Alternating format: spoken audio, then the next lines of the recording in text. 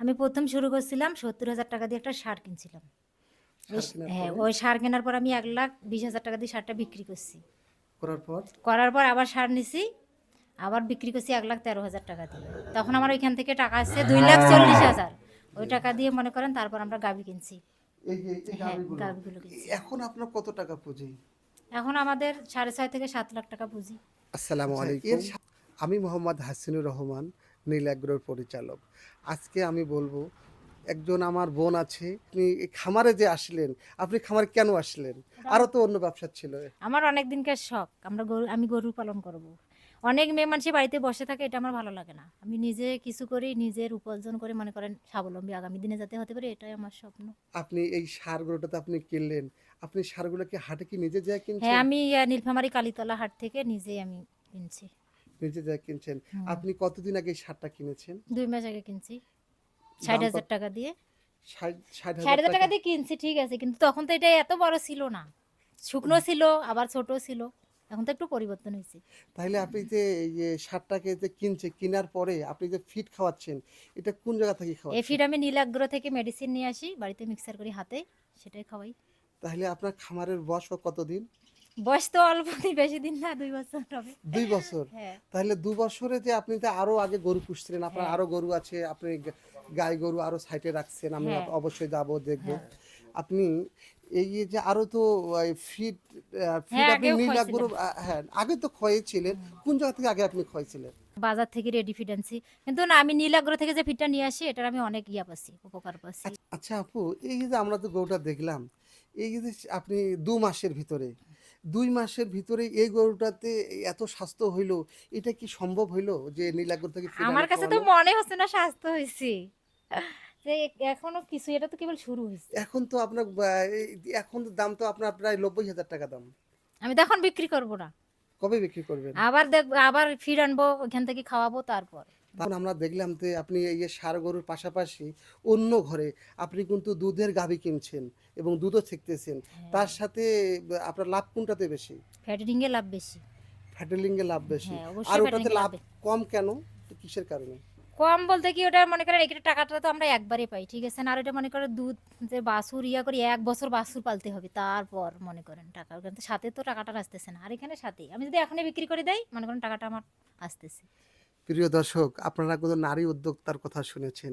নারী যে উদ্যোক্তা হতে পারে, আপনি এই কথাগুলো গুরুত্বভাবে শুনেন। আমি তো আপনাদেরকে শুধু খালি বলি, আপনারা খালি বলেন আর শুনেন। দেখেন, কিন্তু উদ্যোক্তা হতে হবে। যে বসে থাকতেছে না, তার সাথে আপনি এই গরু পালনের সাথে আপনি আর কি করেন? গরু পালনের সাথে আমি হাঁস পালি, ছাগল পালি, কবিতর আছে, এবং আমি একটা নুরানি মাদ্রাসায় চাকরি করি। আলহামদুলিল্লাহ। আচ্ছা, আপনি যে এই হাঁস পালেন, এই হাঁসে তো কি পয়সা হয়? হ্যাঁ, অবশ্যই পয়সা হয়। হাঁস যে খায় তার চেয়ে দিয়ে যায় অর্ধেক, মনে করেন ও যা খায় তার যে অর্ধেক দিয়ে যায়। তার তার হুম, অর্ধেক আবার লাভ আসে। হ্যাঁ, তাহলে আমরা কিন্তু আপনার দুধের গরুগুলা দেখতে চাচ্ছি। চলেন, আমাদের পাশে খামার আছে, এখানে চলেন। উনি এই খামারে সর্বপ্রথম উনি কত টাকা দিয়ে শুরু করেছে এটা আমরা জানবো। আর এখন কত টাকা ওনার পুঁজি আছে? আমি প্রথম শুরু করছিলাম ৭০,০০০ টাকা দিয়ে একটা সার কিনছিলাম। সার কেনার হ্যাঁ, পরে ওই সার কেনার পর আমি ১,২০,০০০ টাকা দিয়ে সারটা বিক্রি করছি। করার পর করার পর আবার সার নিছি, আবার বিক্রি করছি ১,১৩,০০০ টাকা দিয়ে। তখন আমার ওইখান থেকে টাকা আসছে ২,৪০,০০০। ওই জি, টাকা দিয়ে মনে করেন তারপর আমরা গাভী কিনছি। এই যে এই হ্যাঁ, গাভিগুলো গাভীগুলো কিনছি। এখন আপনার কত টাকা পুঁজি? এখন আমাদের ৬.৫ থেকে ৭ লাখ টাকা পুঁজি। আচ্ছা, এর সাথে আমি দেখেছি যে আপনি মাছ পালন করেন। হ্যাঁ, আমার পুকুরে নেই, মাছের রেণু আছে, রেণু আনি ছেড়ে দেই, দিয়ে আবার ওইটা ২৫ থেকে ৩০ দিন যখন হয়ে যায়, তখন আমরা একটু বিক্রি শুরু করে দিই। আলহামদুলিল্লাহ। এখন ওই পুকুরতে আমি দেখেছি আপনি হাঁস পালতেছেন। হ্যাঁ, আমি হাঁস পালন করি। তা হাঁসেতে লাভজনক কিরকম? হাঁসে যদি আমার খরচ হয় অর্ধেক, তো অর্ধেকটা আমার লাভ আসে ওখান থেকে। কেমন অর্ধেক? আপনি ১০০ হাঁস হলে খরচ কতটুকু হতে পারে? ১০০ হাঁস হলে আমার ৩০,০০০ টাকা খরচ হয়, আমি বিক্রি করি ৬০,০০০ টাকা।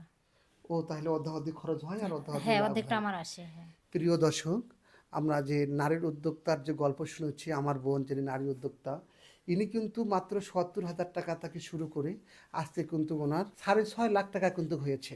আমি যতটুকু জানি ভাই কিন্তু জব করে, চাকরি করে।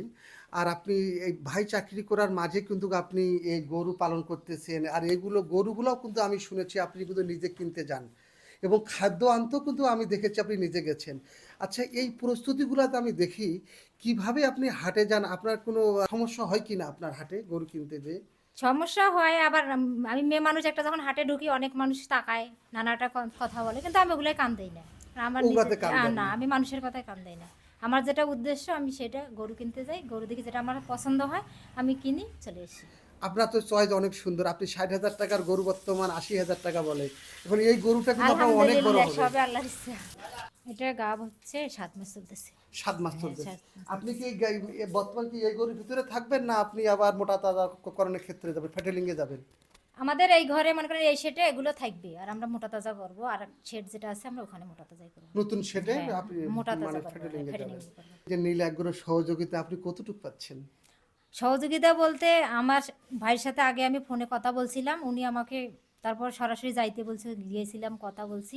উনি আমাকে যথেষ্ট মনে করেন ওষুধপাতি কি লাগবে, কখন কৃমির ডোজ কীভাবে কি করব, সবগুলো আমাকে হিসাব করে লিখে দিছে খাতায়, আমি সেই অনুযায়ী করি। আচ্ছা, ওই আমি বলি, এই আমরা অনলাইনে তো অফলাইনে যে আমরা যে কথাগুলো বলি, এই কথার সাথে কি আপনার কথার মিল খায়? অবশ্যই মিল খাই। আমি তো মাঝে মাঝে যে ভিডিওগুলো আছে আমি ওগুলো লক্ষ্য করি, দেখি অন্য খামারে এটা কি যে। বাস্তব? হ্যাঁ, বাস্তব হয়, আমি দেখি। নীল এগ্রো এখন বিশ্বস্ত একটা প্রতিষ্ঠান। নীল এগ্রো যা বলে তা বাস্তবেই বলে। যিনি অনেকেই আমি দেখেছি যে ডিগমারি গল্প করে, অবাস্তব গল্প করে, অবাস্তব কথাবার্তা বলে। ভাই, আপনাদের কারো যদি সন্দেহমূলক থাকে, আপনারা আসবেন, দেখবেন, জানবেন, বুঝবেন যে নীল এগ্রো আসলেই বাস্তব হয় কিনা, বাস্তবে কথা বলে কিনা, যে নীল এগ্রোর যে সহযোগিতাটা আপনি ঠিকমতো পাচ্ছেন কি পাচ্ছেন না। সর্বোচ্চ মনে করেন চেষ্টা করি, আমি ওইখানে গেছি ওনাদের কাছে বিশ্বাস নিয়ে, সে বিশ্বাস আমার রক্ষা হচ্ছে, মানে যা দেয় সবগুলো পারফেক্ট। আমি আজকে আপনাদের সামনে বলি, উদারতা মন নিয়ে বলি, আমি কিন্তু একটু উদারতা মনের মানুষ। আমি আজকে বোনকেও ওয়াদা দিয়ে যাচ্ছি যে বোন যেভাবে করতেছে, যেভাবে পরিশ্রম করতেছি, আমরা যে কোনোভাবে যদি আমাদের নীলাগ্রর কাছে আসে সহযোগিতা করার জন্য, সহযোগিতা চাওয়ার জন্য, আমরা 100% বোনের পাশে দাঁড় হব এবং আমরা সহযোগিতা করব। এবং যারা তরুণ উদ্যোক্তা যারা হচ্ছে আসতে চাচ্ছেন বড় হবেন, আমরাও আপনাদেরকে অবশ্যই সহযোগিতা করব। আপনারা আসবেন, বুঝবেন, জানবেন, আমরাও আপনাদেরকে সহযোগিতা করব।